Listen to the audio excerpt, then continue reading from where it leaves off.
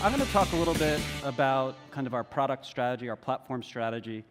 And basically this morning you've heard this whole story around how the world of, the digital world's changed, right? It's gotten more complex, there's more things coming online, there's the whole relationship of users, devices, and things. And where myself and my team kind of take this is we actually think about this from the perspective of what's the impact of this on the identity space?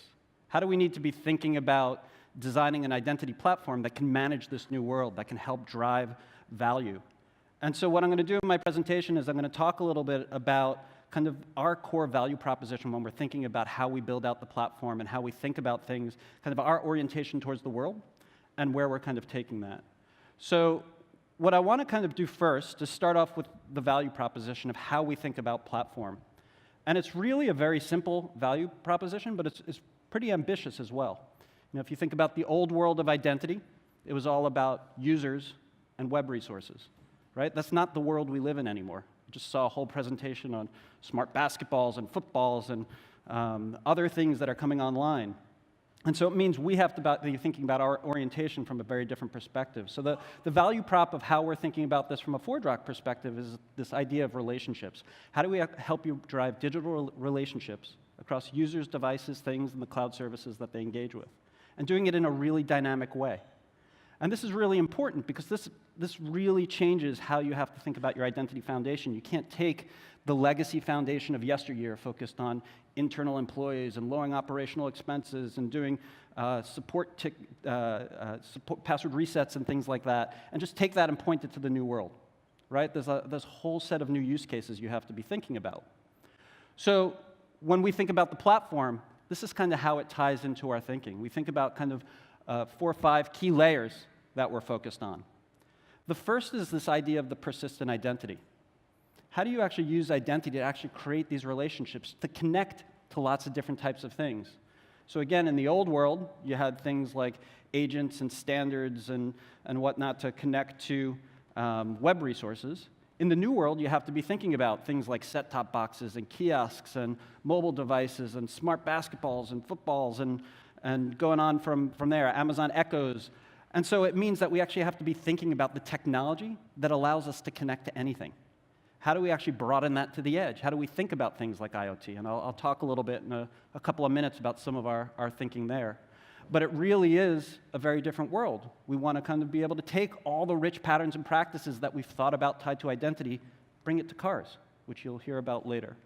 So that persistent identity is really important. It's not only about what's new and what's coming, but it's really important within your identity strategy to kind of bridge legacy all the way to modern. I mean, you heard Scott talking earlier about how many organizations still have mainframes. Well, your identity strategy needs to tie into that. It needs to be thinking about the net new greenfield applications as well. And the power of that is if you can create that persistent identity and create that connection point, you now have the foundation to do mashups of capabilities between all kinds of digital assets.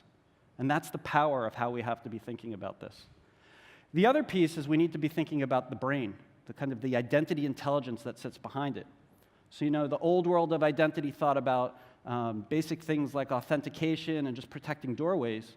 The new world of identity needs to be thinking about this continuous pattern of looking at all activity, all signals that are going on in the digital experience and using those signals and context to influence what the user experience is.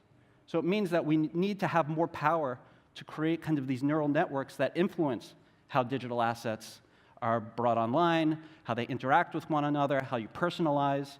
So the identity intelligence has gotten much more specific. A lot richer in terms of how we have to think about things. So from a platform perspective, I'll show you some of the things we're thinking about in terms of how you actually create a better user experience, how you actually get more dynamic interaction across your users, devices, and things. The other piece is scale. Scale is something that has been in the foundation of ForgeRock from the very beginning. As Scott mentioned, you know, the orientation of our platform comes from Sun, which had this big investment in telco. And so we've been thinking about hundreds of millions of identities for many, many years. But now we're getting into this world where, you know, we have to be thinking about how you actually scale platforms towards billions of identities. You have this scenario where every interaction on the back end, all the different microservices that are interacting, need to authenticate.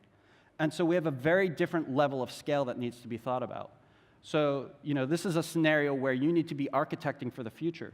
You may have certain performance requirements, certain levels of identities that you need to support today, but you have to be thinking about, am I future-proof towards where this is going? How do I scale it out for the future? How do I actually support this, not only in terms of scale, but actually respecting where that data lives and how it all persists and dealing with things like PII?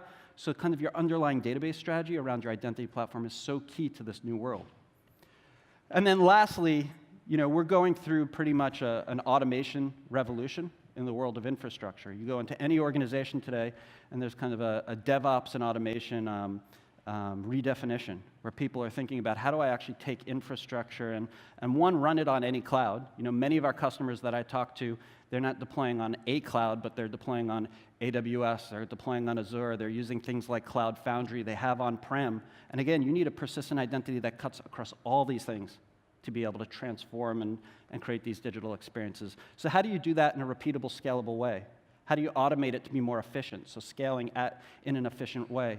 How do you actually influence your infrastructure to scale up as more performance is needed and scale back when it's not? So thinking about that is really key to the identity world. And when you put this all together, again, going back to that value proposition of those relationships across users, devices, things, and services, in the end, what we're trying to do is not only think about this from a security perspective, but think about it from the perspective of how do you actually use identity as an asset to drive IP value, to make you better than your competitors, to differentiate you in a way that can create digital mashups that you couldn't do before. So identity very much is tied to the world of driving top-line revenue, extending reach, helping you do things that your competitors can't. So when you're thinking about these things, very much think about it in terms of that innovation realm of where you're taking this world, how you're actually going to push the boundaries of what you can do across that digital experience. So we kind of take this and connect it into two areas that we focus on when we're building product. When we think about relationship management, there's really this piece of how do you actually create those relationships across users, devices, things, and services, and how do you do that in a way where you get more insight that you can use to inform that digital experience.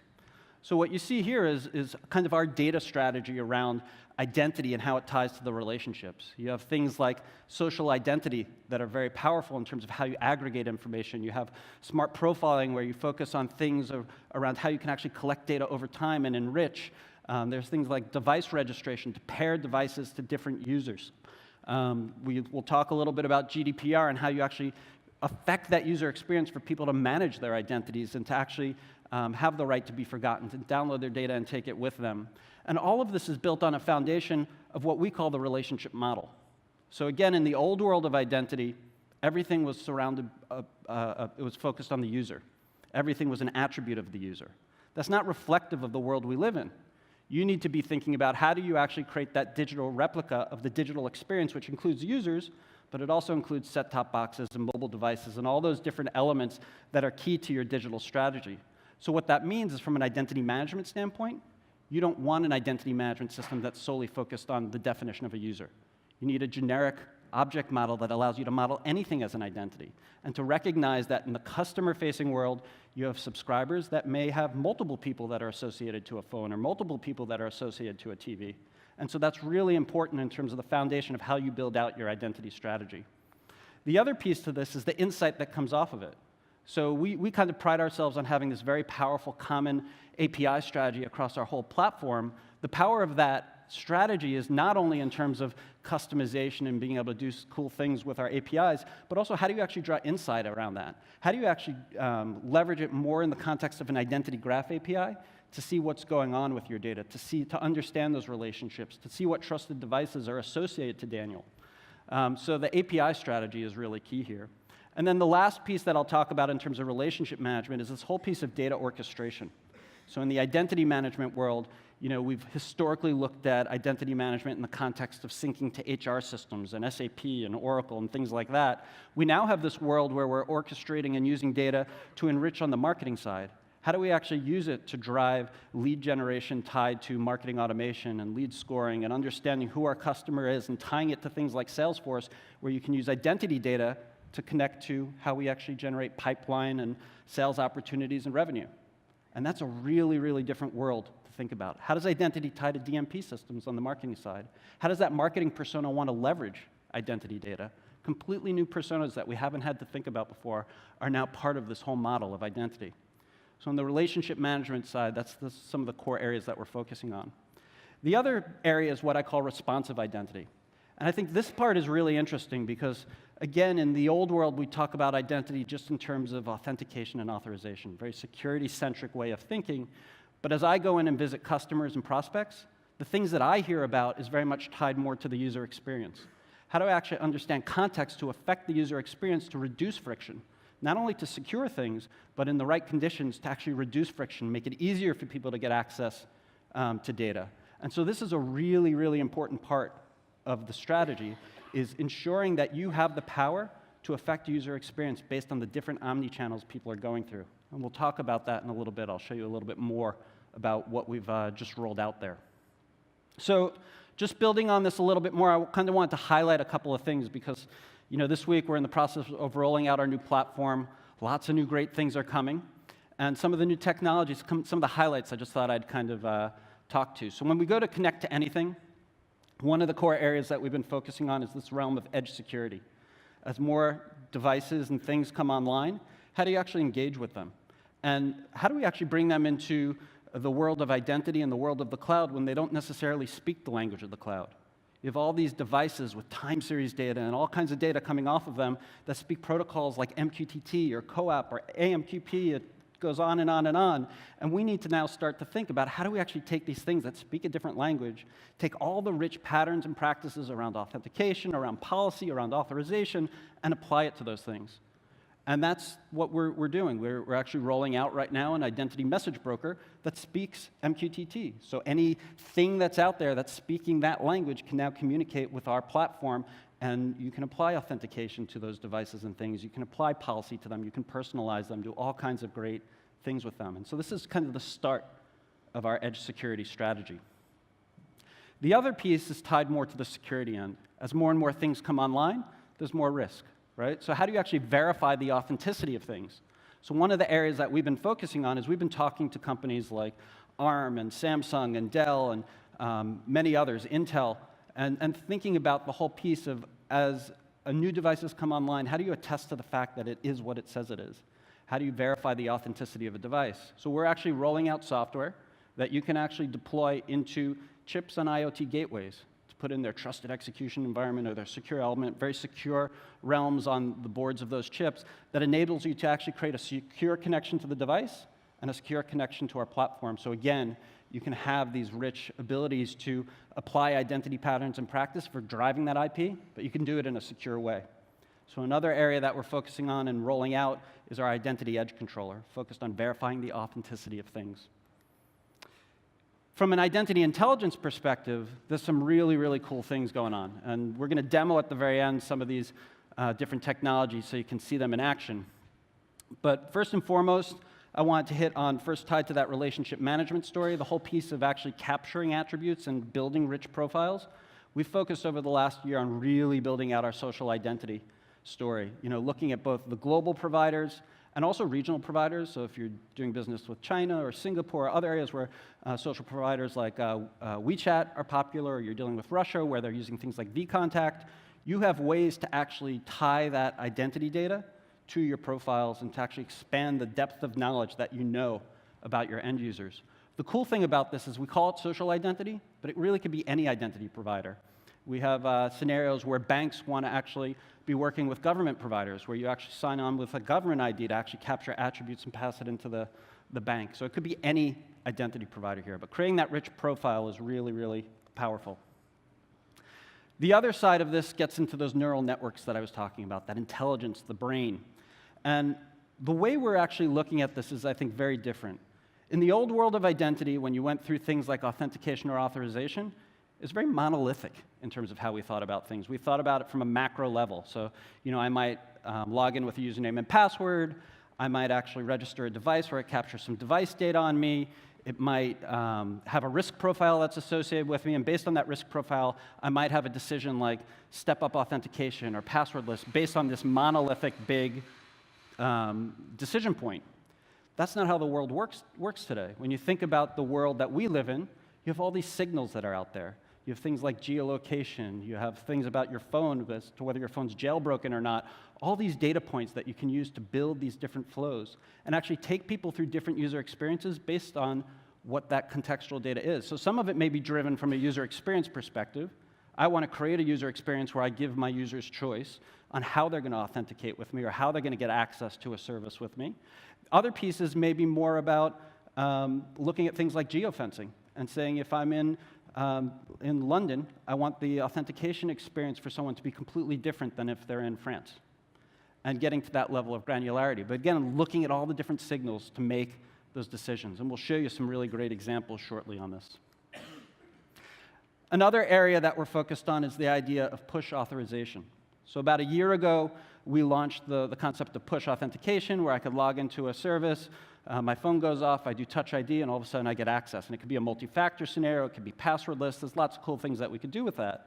But per what Scott and Mike were talking about this morning, where you're going to live in this world where more and more things are coming online, and all of a sudden you have to think about, how do I actually manage all these assets at scale? That's where push authorization comes in. The idea that I can use my mobile device as kind of the mobile valet for just managing my world. As different delegated authorization situations are coming up, I can actually decide, yes, I want to do this, no, I don't. You know, Herman's a big fan of Dancing with the Stars. Maybe I don't want him to be able to see that.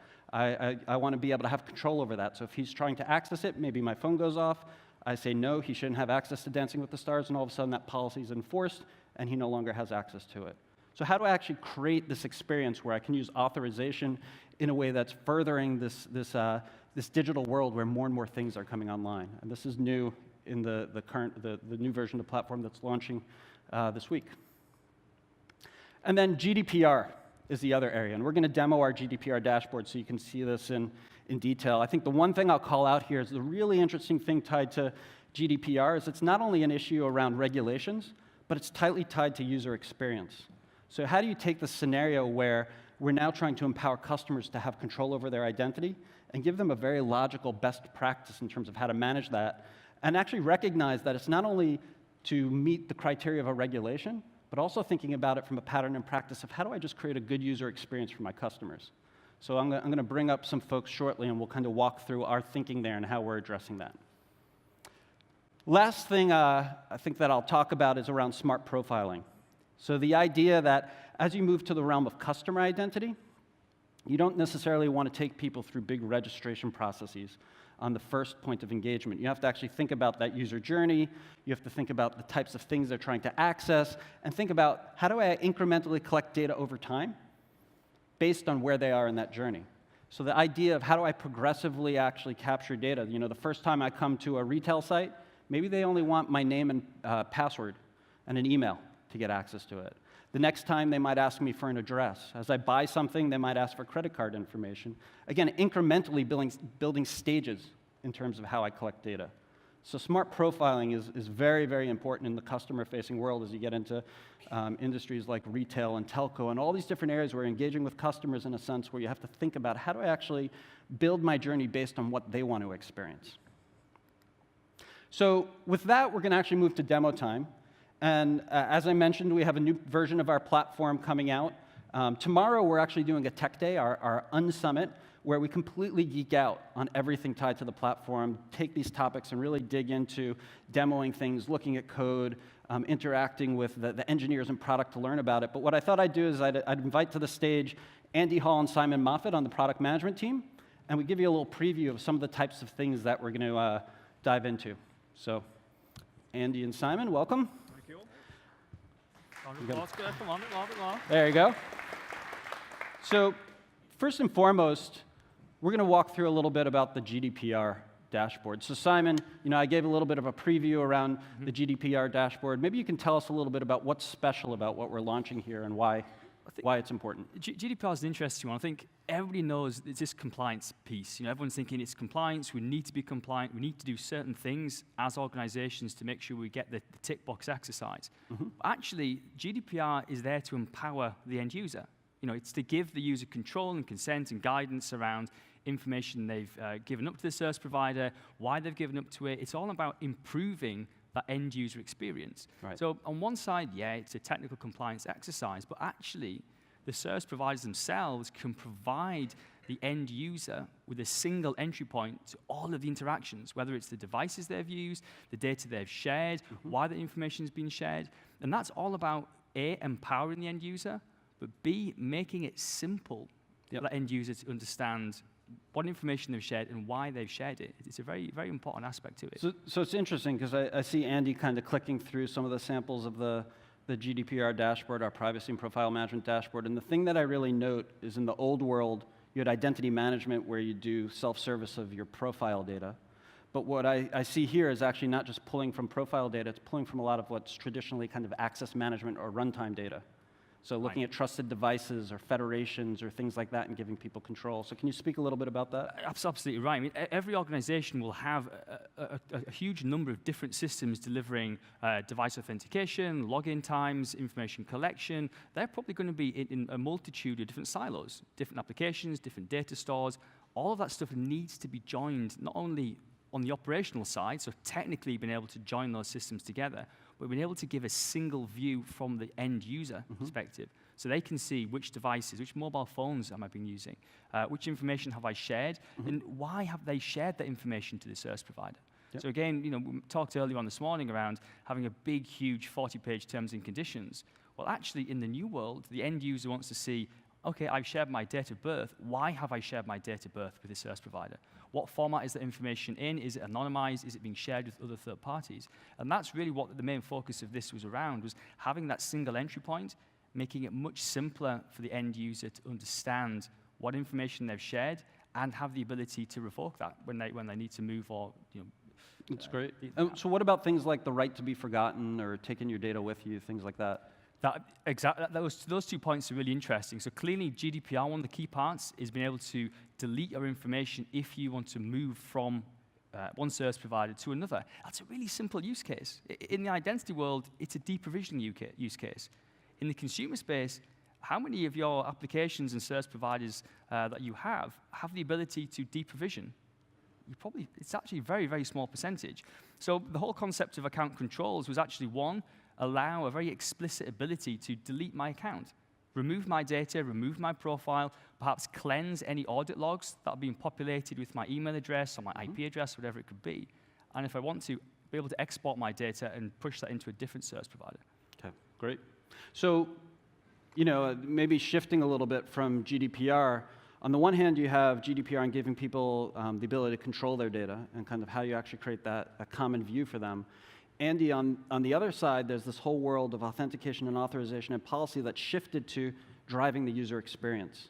Yeah. So maybe we could switch a little bit to decision trees and maybe show us a little bit there around maybe starting off with maybe the omni-channel experience and how you actually design experiences that are different based on different channels that people are accessing. Sure. So the whole idea, we've been talking about this all morning, really, is that, obviously, if I can learn more about you, then the more I know about you, the better I can service you. I can deliver you a better, compelling experience. I can maybe sell you some different stuff. So I need to know more about you. And in the real world, if I walked into a shop and you were behind the counter there, you would be picking up on all kinds of signals that I'm emitting. Obviously, if I come in and I'm smiling, you'll treat me differently than if I turn up with a balaclava on and a shotgun. So we pick up on these signals whether we know it or not. And in the digital world, we have the same kind of idea. We're emitting all these digital signals, whether we know it. And so what we really need to be able to do is to pick up on these things so we can deliver a really great experience. Okay, so what we're rolling out in this platform that we're launching this week is something called authentication trees. And it's basically a way of modeling the experience that the end user has as they touch your platform. And so, for instance, this particular example here, this is going to look at things like, hey, which operating system am I coming in from? And also, which browser am I coming from? A real kind of simple example of why this is important is, lots of organizations got hit by WannaCry not too long ago, right? And that was basically just because people didn't patch their XP machines. If we'd have known that it was on an XP machine here, what we can do is we can either go hardcore and just stop them from coming in altogether, or we can be smarter and say, I'm going to mark this session as being from a potentially malicious device. And that would allow the downstream applications that we're protecting to be smarter in terms of what they can deliver. I guess the other thing is, if these particular nodes here, these are just picking up, these are signal detectors. And we can write these very quickly, and they can pick up on lots of stuff. For instance, I could write a node that was like a cord jacket node, because if I knew you were wearing a cord jacket, I might be able to give you a better experience downstream. Very interesting. So essentially here you have a mind map of your user experience. If I'm coming in from a kiosk versus a tablet versus a mobile phone, I can actually apply different user experiences there. Separate of the piece of how I authenticate or get access to things through authorization, what about personalizing apps? How's this play into kind of that personalization realm? Well, what we're doing here is we're picking up all these signals, we're loading them onto the session so the downstream application can be able to react to that. So clearly, the way you want to present your application, if Andy's on a mobile phone and he's on the tube, you are going to use him. You're going to give him a different experience than if he's sitting at home in an armchair with an iPad. He's in a different kind of place altogether. And so applications can, if they're educated enough, if they're informed enough, they can start to make smart decisions about how to treat that customer at that point in time. So basically, the more signals I look at, the more data I can collect. The more data I can collect, the more I can infuse into my applications, the more I can personalize that experience. Yeah, exactly. Authentication used to be about identifying who. At the end of an authentication chain, you'd knew it was Andy. We're doing much more than that. We're delivering a whole augmented identity, which is not just Andy, but it's Andy, and he supports Liverpool. And he's in a buying mode right now because he's visited this shop 5 times in the last hour. That kind of augmented identity means that you can start really giving targeted and personalized experiences. Okay, so let's look at 2 more scenarios. Maybe the next one, let's jump from omni-channel to security. And Simon, maybe you could talk a little bit about some of the thinking here around security. Well, obviously, we know what security is a key part of any identity strategy. And if we spin forward to 2017, we know identity has an intrinsic monetary value to application providers, service providers, whether that's in the gaming space, the media space, the retail space. We know the identity itself is open to a whole magnitude of different threats. Bots, malicious IPs, identity theft, and so on. So within the whole authentication trees framework, we're looking to pull in as many of those data signals as possible to help prevent bot attacks, help prevent malicious machines, malicious IP addresses, by leveraging as many third-party signals as we can. So again, looking at something like this basic flow here, integrating with things like capture systems, so instantly, identifying whether a machine is a bot or a machine is a person.